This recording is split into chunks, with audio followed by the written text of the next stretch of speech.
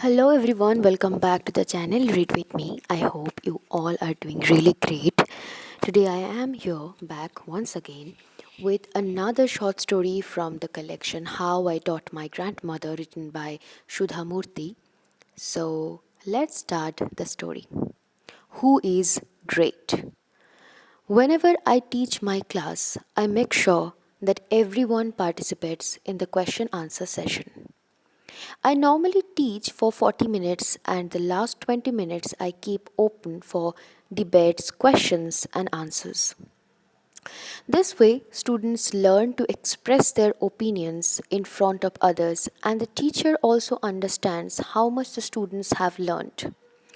Many times, I have learned a lot from my students during teach sessions.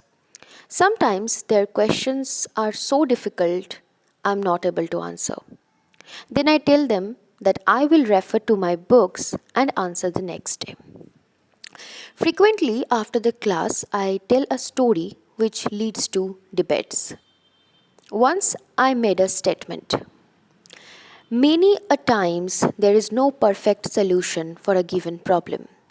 No solution is also a solution. Everything depends upon how you look at it.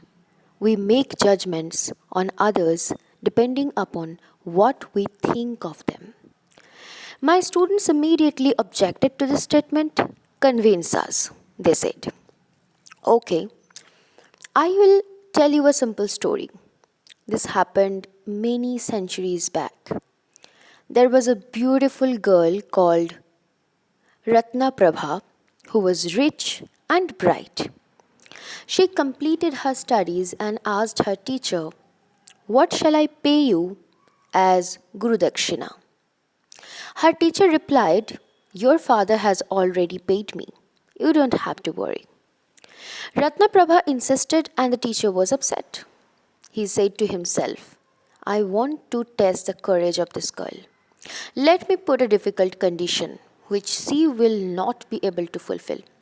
Then she will not trouble me anymore." So he said, "Ratnaprabha, on a moonless night, you should deck yourself with lots of jewelries and come to my house all alone." There was a forest between Ratnaprabha's house and the teacher's. The road was very bad. There were many animals in the forest and a river too. Ratnaprabha thought for a minute and went away. The teacher was very happy that he had silenced the student. Finally, it was a moonless night. Ratnaprabha decked herself with expensive jewelries and was about to set out to her teacher's house. Her father saw this and was very upset. He asked her where she was going, so Ratnaprabha narrated the story. Her father was taken aback. He said, "Your teacher is a nice person. You must have troubled him, which is why he told you to do this, just to teach you a lesson.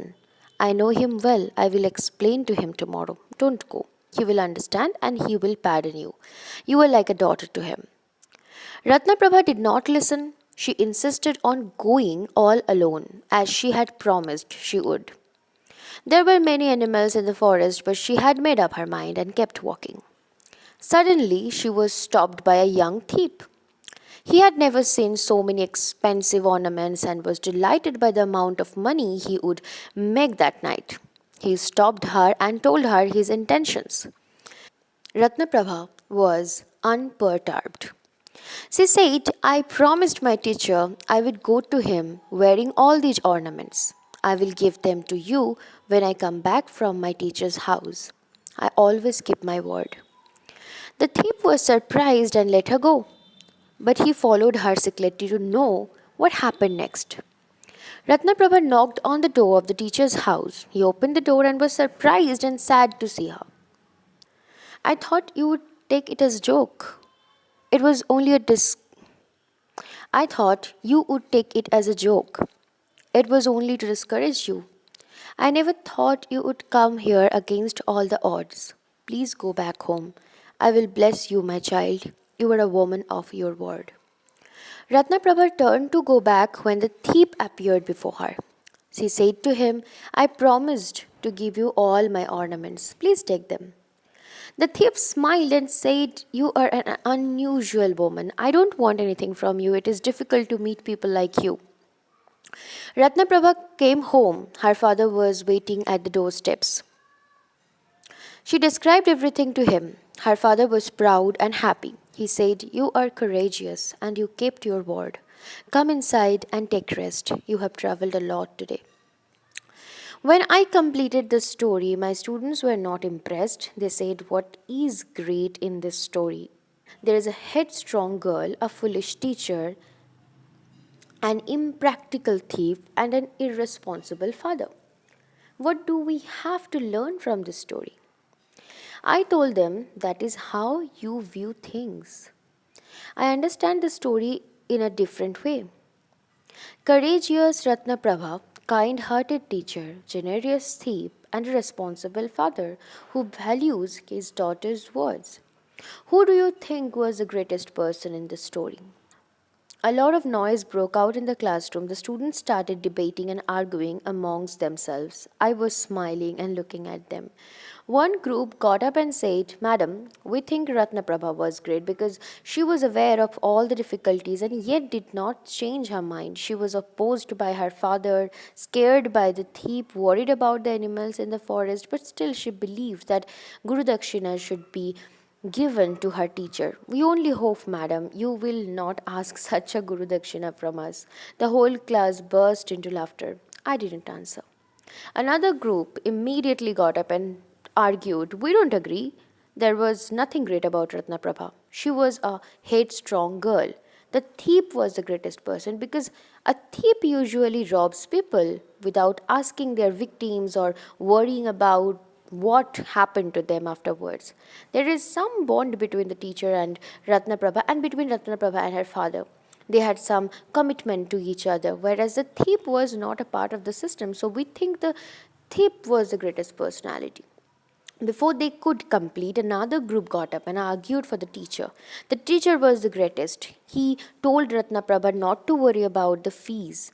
But when she was adamant, he put forth a difficult condition.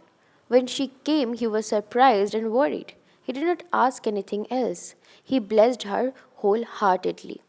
The last group did not agree because they believed the father was the greatest. They argued the father allowed Ratnaprabha to take her own decision. How many fathers even today allow their daughters to do that? Madam, in this class, how many girls can take independent decisions? Things became too noisy after this because the debate had now become personal. I realized it was time for me to interfere. I said, "There is no one person in this story who was great. It is the way we look at it. Similarly, whenever any problem arises, we should view it from different angles. The decisions each of us arrive at will be different. Whenever we blame somebody for a minute, we should enter into that person's mind and try to understand why he did what he did. Only then should we take a decision." Now my entire class agreed with me. What a beautiful lesson, right? So, thank you so much for being patient and listen to this story along with me. I hope you enjoyed it. Let me know in the comment section what do you think about this story and do you agree with this or not? Soon I will be coming with another short story. Till then, stay happy, stay blessed, and stay positive. Thank you so much, and thank you for all your support.